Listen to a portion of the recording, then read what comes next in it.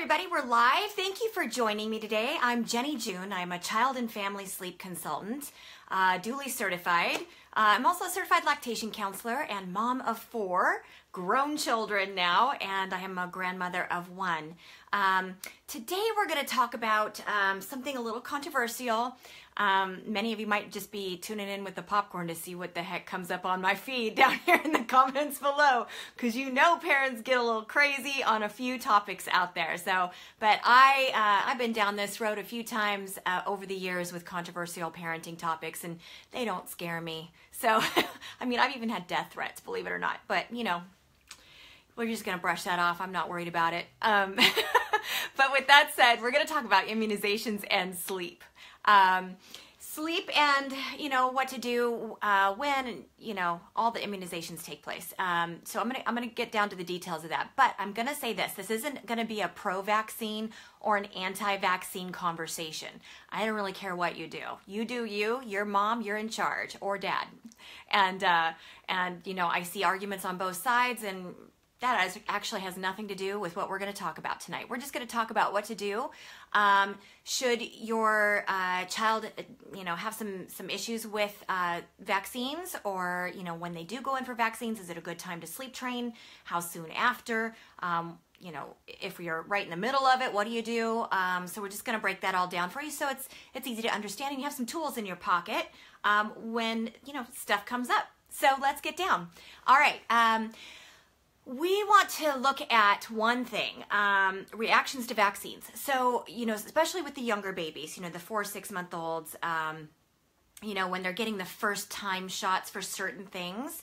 And we don't want to sleep train anyway, by the way, until minimum, you know, 16 to 18 weeks properly dated from the due date, not the birth date. So when it comes to like sleep training, that is all going to be referenced in that, at that age and forward. Nothing prior to that. No baby under that age should be sleep trained. They can't do it.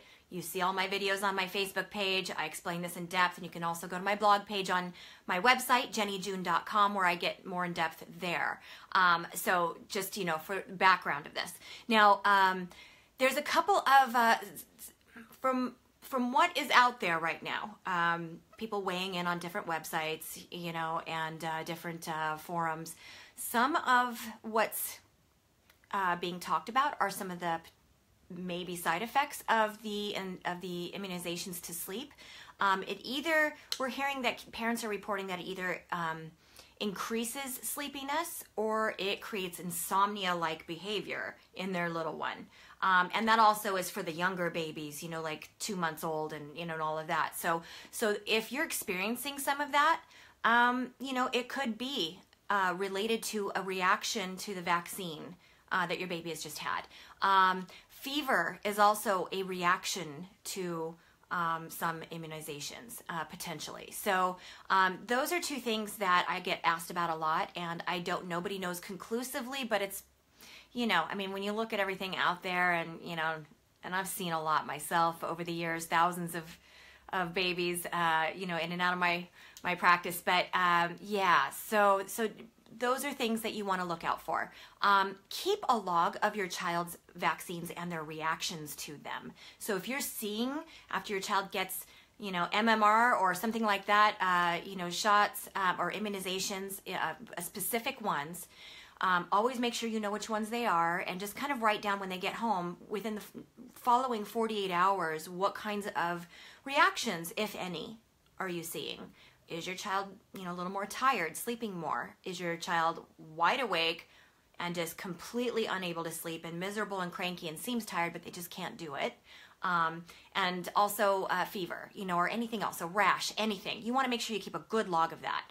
Oh, I'm seeing my friends here. Hey, everybody, how you doing? I see Matt here, and Baby League and Family. Always good to see you guys. All right, and then if you're planning to sleep train, and again, that's going to only be when we get out of that 4th trimester and the brain is actually fully developed a nighttime circadian rhythm, so that we can actually, you know, they can actually do what we're asking them to do. Again, 16 to 18 weeks properly dated. Once we get to that point, and if you've decided that you are going to sleep train your child or hire a sleep consultant like myself, you would want to wait put those vaccines off or schedule them to take place prior to beginning that sleep training. So, try to do that 2-3 days before you officially begin, because we always want to start with a child who's completely set up for success in every way. And that goes for everything else too. You wouldn't want to start sleep training a child who has a cold or, a cough or is not feeling well, right? So you want to start, on the right foot, and you don't want to have any second guessing going on, because the secret to sleep training, is just your consistency. And if you have some doubts that are causing you to be inconsistent with the behavioral component of sleep training, then, you're not going to do your child any service. You're just going to buy more confusion, and confusion buys tears. So wait until you're at least 48 hours out of the recent immunization before you begin. All right. When it comes to, some parents are like, they timing sometimes is everything, and it's not always our friend, because, life is challenging and how we are able to schedule things that happen. And sometimes I get families who are so sleep deprived.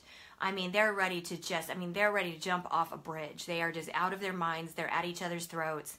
They're just, some of my moms have PPD, so if you're sleep training and you realize maybe you're, 1 or 2 weeks into it, and you realize, oh gosh, I got to get my kid in for their next vaccine. I totally forgot about this. Here we are right in the middle of it. What do I do?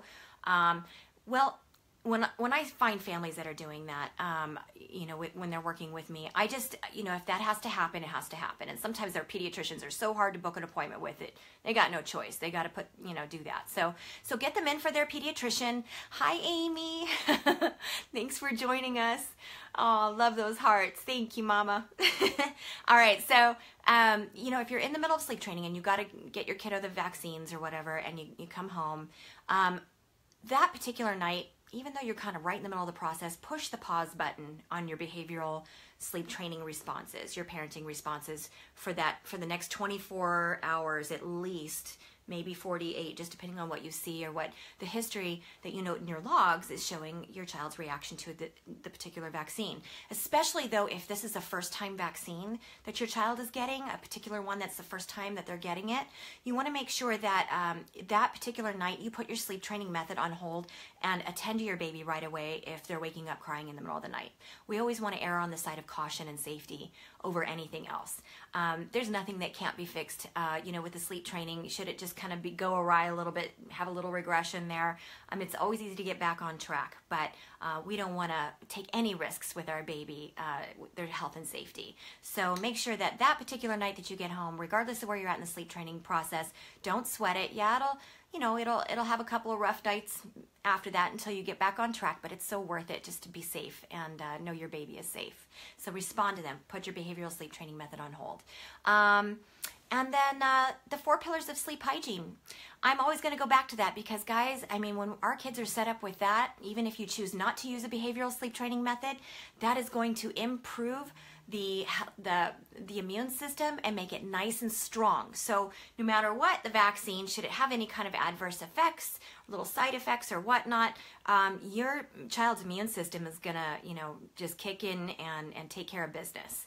And not only that, but it helps with well sleep. It helps your child sleep better without any tears. So my trademarked 4 pillars of sleep hygiene is something you can learn more about on my website, jennijune.com. And it is the secret to my family's success. I developed it years ago, and it is the foundation to behavioral sleep training methods. And it sometimes works so well that you don't need to use a behavioral sleep training method at all. So it's pretty magical stuff, and it's just solid sleep science.